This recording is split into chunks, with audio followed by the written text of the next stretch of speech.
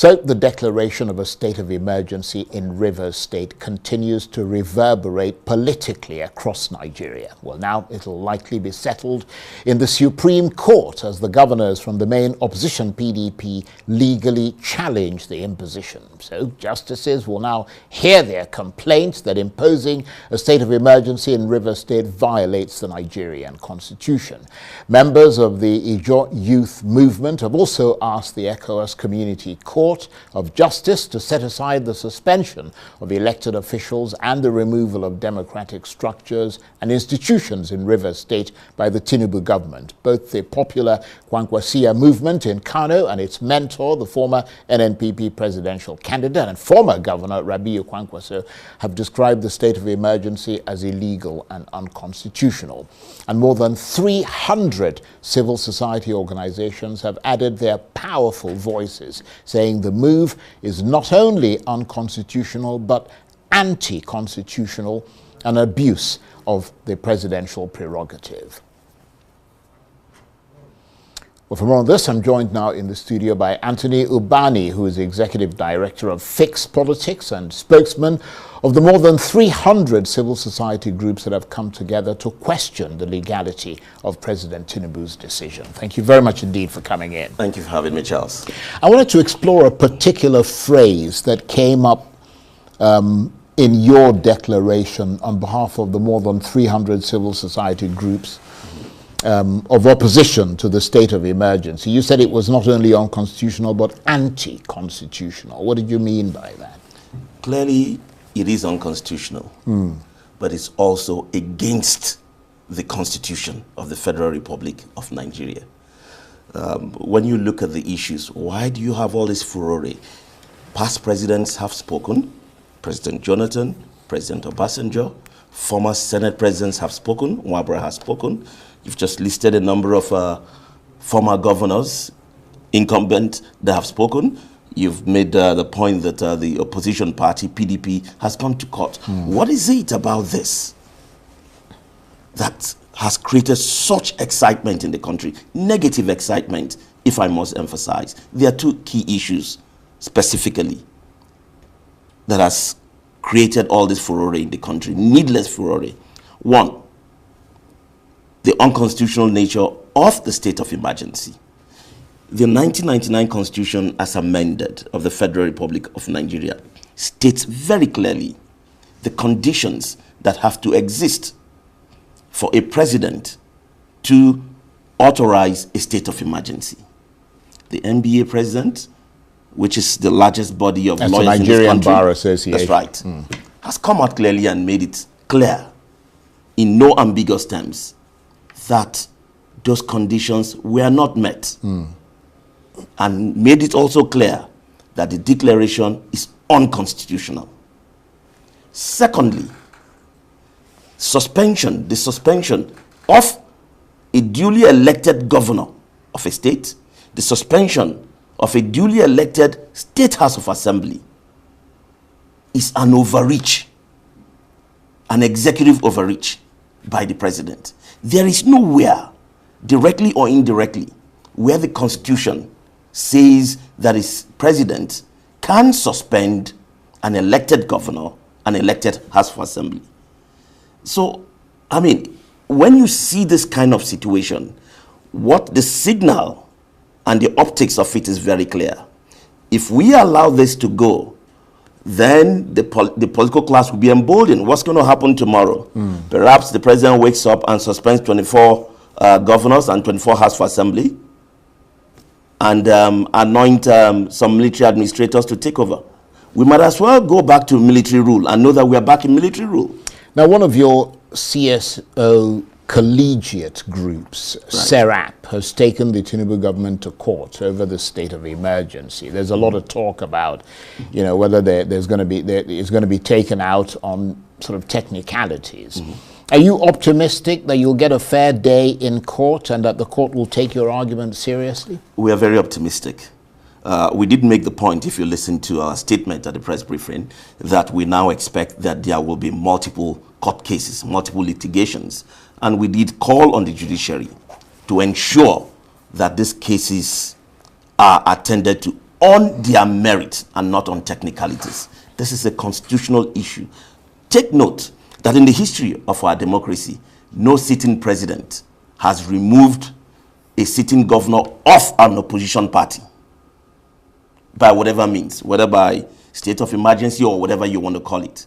So this is the first time this is happening, that a sitting president of another party goes to a state governed by another party and removes an opposition governor. This is very, very dangerous for our democracy. If the president is not called to order, the National Assembly called to order, and this decision is reversed. Many Nigerians keep in the back of their minds the possibility, indeed probability, as some would argue, that legal pathways may not necessarily correct this move. What are you most afraid of now? What you've just stated clearly is a legitimate fear for us to have, given the past behavior of the judiciary, with some of the very curious rulings we've had from the judiciary. But we believe that based on precedents, this is not the first time we are having a state of emergency in Nigeria. The judiciary has ruled severally on this matter. So there are precedents in this matter. It will be difficult to see how the judiciary will invent, and I use that word deliberately, a ruling that will sustain this state of emergency. Because for you to come up with a ruling that will sustain it means you are throwing the Constitution away. Section 305 has zero ambiguity. Zero ambiguity. It's very clear. Section 188 is also equally clear. How you can remove an elected governor, how you can remove an elected House of Assembly. So I don't know, maybe they want to reinvent the 1999 Constitution, or what magic they are going to do to be able to sustain this state of emergency. Given the clarity right of that Section 305 and the clarity with which you articulate the issues around that Section 305, what do you think this emergency rule move is all about? Do you agree with the opposition who say that this appears to be an attempt to take over the structures of an important swing state ahead of 2027? I mean, they're calling it a political coup. Exactly. We did call it the same thing. We called it an executive coup. It is a coup, clearly, because anytime you dismantle democratically elected governments, it is a coup. It is a coup. When the military does it, we call it a coup. If a democratic president does it, it still is a coup. The point is clear. And I believe if you listen to all of the commentary across the nation, whether former presidents, whether public opinion leaders, whether ordinary citizens, whether partisans, it is clear that this has nothing to do with the well-being of citizens. It has nothing to do with the well-being of democracy, of the polity of Nigeria. This clearly, it's about 2027 politics. It is dirty politics leading to 2027. So given all that, I mean, how big a political moment is this then for Nigeria? It is huge. It is huge. It is huge. And that's why citizens are rising up. That's why civil society is rising up, because we're not going to allow this to stand. It's unprecedented in our democracy that a president will overreach in this particular manner. Clearly, if you follow what has been happening in the polity, you can see that there's a falling out of the president with some of his initial supporters, particularly from the northern side. Right now, nobody is even sure what is happening between the president and his vice president, if they're even on talking terms. If you follow the news reports that you journalists put out, it appears that the North is not very happy with the president. What did the president win the 2023 election with? The lowest margin you've had in the history of Nigeria. Approximately about 8 million votes. Didn't even get to 2 digits. He lost Lagos, lost all the major capitals of Nigeria. And his bulldog, Wike, managed to give him... Nyesom Wike, yes, the minister of Abuja. Who was then governor, managed to give him River State. Although every reasonable Nigeria believes they lost that state. And so clearly, if you look at it from a political point of view, the permutations are very clear. We probably are not going to do so well in some of the northern states that we did well in 2023. We probably also might not do so well in some of the other southern states we did. Except by some miracle, you get this economy pumping, doing so well by 2027, which I know is not going to happen. And even if it was on its way to happening, this whole confusion created by the state of emergency have brought distrust in the system. So what's the point now? What do they have to do? It is clear to them that if they lose Rivers, there's no calculation through which he can stay as president. If he loses Rivers, that's an important swing state, isn't it? Very important swing state with huge votes. So if he loses Rivers, it's over. Because it's very clear right now that he is not going to get the same quality of votes he got from the North come 2027.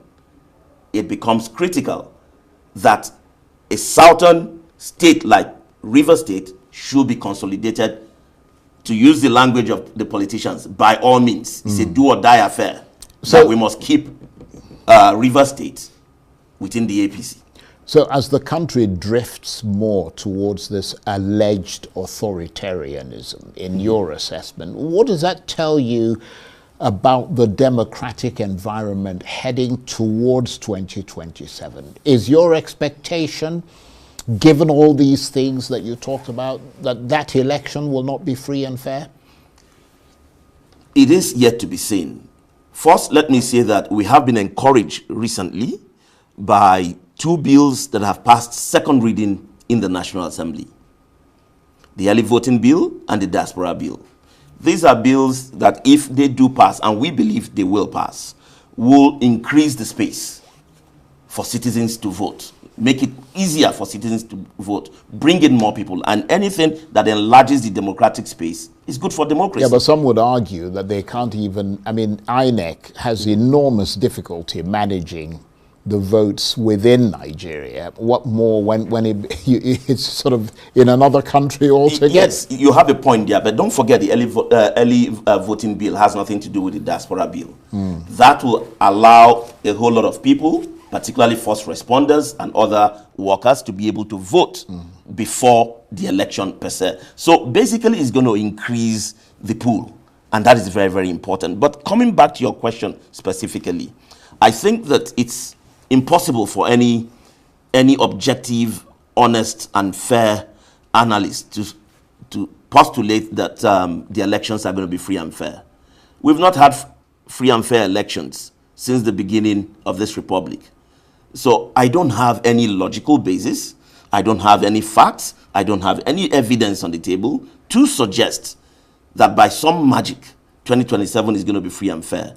But it is the hope and expectation of civil society that will continue to push, continue to encourage the political class to lower the temperature and allow this democracy that so many died for Is there to a work. way to strengthen the independence of the Electoral Commission? There are so many ways to do it. There's so many ways to do it. But the point, the critical point here is, will the political class do what is needful for the electoral management body to be independent? They won't. They won't allow the judiciary to be independent. They won't allow the police to be independent. They won't allow the electoral management body to be independent, because those are the institutions that they capture and compromise in order to stay in power. So that's where we are in Nigeria. Everyone knows that's the truth. That's where we are. Well, but we'll continue to push, to advocate, and to work with relevant stakeholders to see how we can get change and reform happen in Nigeria. But let me just chip this in. There's so much talk about 2027 election, but I would dare say that the biggest challenge we have in Nigeria is not the elections, it's the constitution. This same constitution that the president has just thrown in the dustbin and acted very irresponsibly. Until we have the courage, the conviction, and the character to move forward, particularly through the National Assembly, to have a change of constitution. Mark my words, not an amendment of the constitution, but a change of the constitution.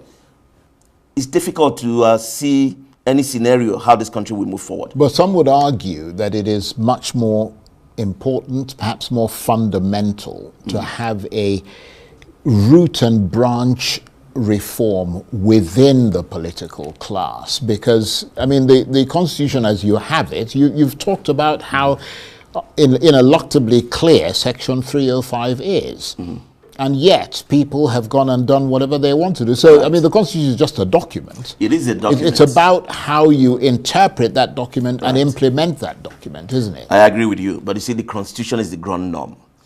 This is what defines how we live together as a people.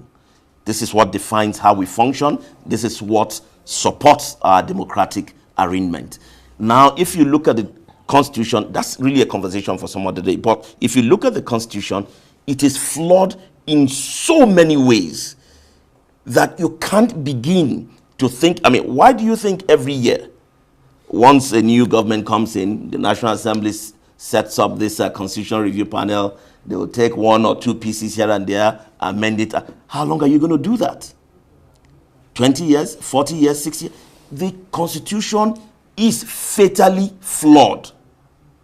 Corruption in Nigeria is supported by the Constitution. Ethnic divisions in Nigeria is supported by the Constitution. Religious divisions is supported by the Constitution. There is hardly anything wrong with Nigeria that the Constitution does not tacitly or directly support. Or at least ambiguously. That's right. You need a constitution that the people can say, yes, we the people have put together this constitution for ourselves. And that is not what it is. Yeah. No Nigerian owns that constitution. No Nigerian believes in that constitution. As you said, that is a whole program. Right. That constitutional review, but very important, and it brings up other issues such as, you know, restructuring and all the rest of it. But let me return to the issue under discussion, which is Rivers State and the imposition of the state of emergency there. Let me turn the clock to 6 months from now, when hopefully the state of emergency has come to an end. What do you see then in terms of a political wellness check for Rivers State?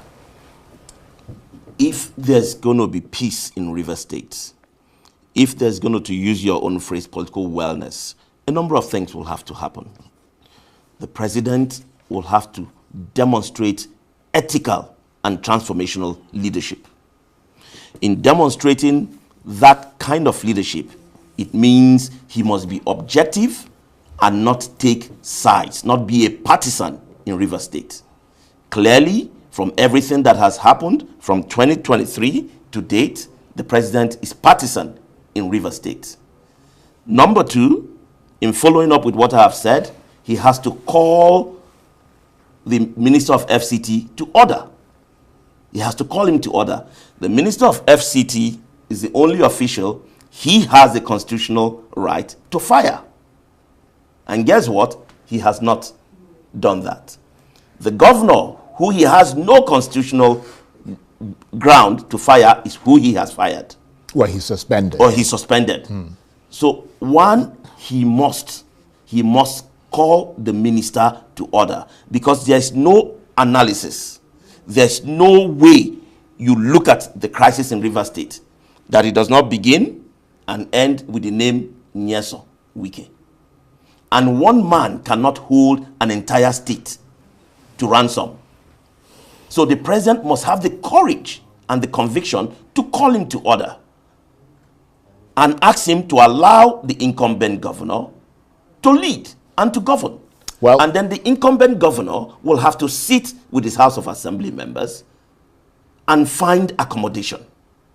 And hopefully the elders in Rivers State will also join this conversation, and we will have peace in Rivers State. Well, we'll be watching developments very closely. I want to thank you very much indeed for coming in. and adding your voice to this very important discussion. Anthony Ubani is Executive Director of Fix Politics and spokesman of the more than 300 civil society groups that have come together to question the legality of President Tinubu's decision. Thank you very much indeed. Thank you for having me. That's it for this edition of Arise Prime Time. Join us again tomorrow. From me and the entire team here in Abuja, bye-bye and thank you for watching.